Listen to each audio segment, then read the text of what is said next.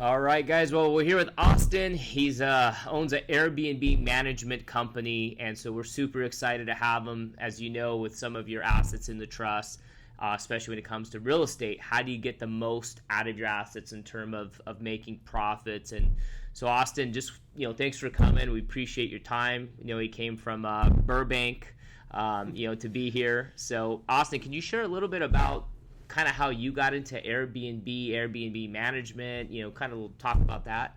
Yeah, absolutely. Thanks for having me.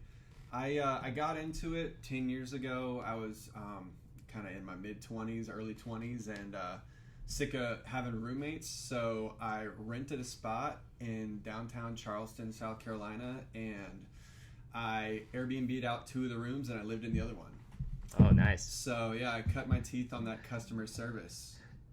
Just having people coming in literally into my own house, and so they would have like their own private room and private bathroom. And after doing that for about a year, I realized I value my privacy, and I started just doing other people's houses. I knew some people in town that got rental properties, and they wanted to try it out because just the money was good, So since 2019, really, I've been building my business in Southern California, and it's been great. It's been a huge blessing for my customers and for me. So win-win scenario. So Austin, why instead of we would call it, I don't know, correct me if I'm wrong, short-term kind of rental versus this long-term year-long lease?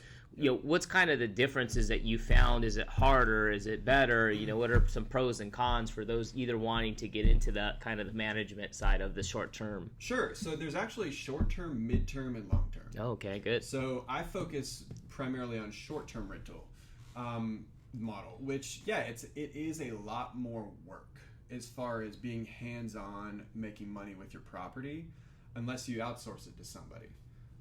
But in that case, a lot of people are afraid of like losing money with management fees. It just has to be a win-win scenario where the owner is making more money than they would in either of the other models, and it works for everybody, So with a short-term rental, because you've got people checking out, checking in maybe every 3 or 4 days on average, and then cleaning teams coming in and getting it ready for other people. And sometimes handymen having to come in, or plumbers or whatever, to make the house stay in good working order over time.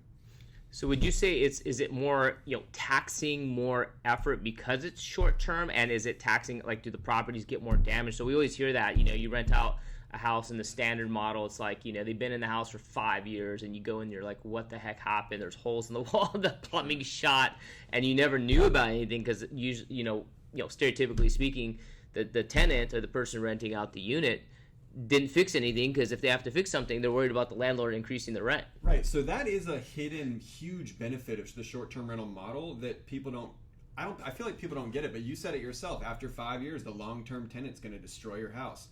But with my properties, I have my cleaning team going in every 3 days.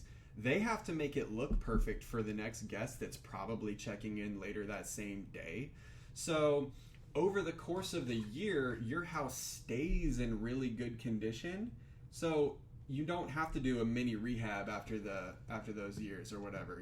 I have a house since 2019 here in California, and it looks brand new.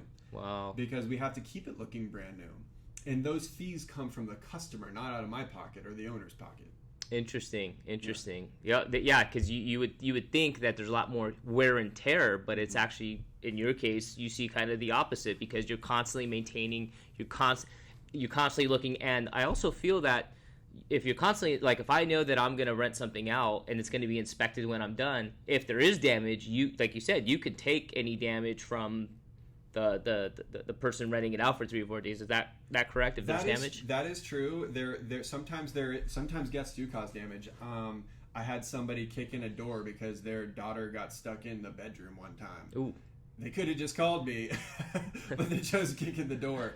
But I had a handyman up my sleeve, got him out there the same day, and the customer paid for that. And so at the end of that stay, the house did look like it did when they got there. It's just, we had to get some damage paid for.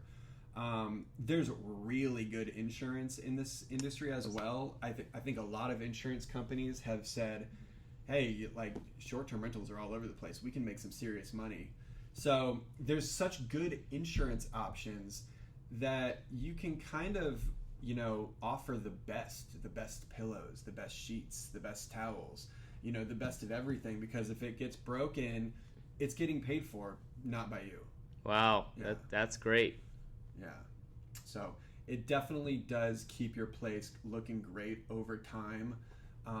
And since you've got cleaners and maintenance and inspections happening all the time, you're not going to have a surprise plumbing problem, So, Which can cause more damage down the line and more time away from renting or issues. You might have to, I think here in California, in some cases, if you have to do major construction with a long-term rental, you got to get a hotel for the tenants if something were to happen. So no, that's great. Appreciate you sharing that, Austin. Yeah, actually, another example of that is we had one house that we found out had termites in it. And we found out instantly because guests find any reason possible to let you know if they're unsatisfied, because it's all about the reviews. So they're going to either leave you a bad review, or they're going to tell you about the problem or whatever, whereas a long-term guest go months and months without really notifying landlords about what any issues might be, So that's another kind of area where it's just the maintenance aspect over time is so much easier to handle as a short-term rental. So that's a huge selling point, I think, for the business. If you're doing it yourself, it's going to be a ton of work to manage all of that.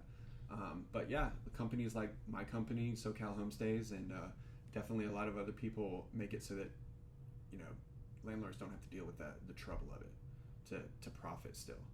So,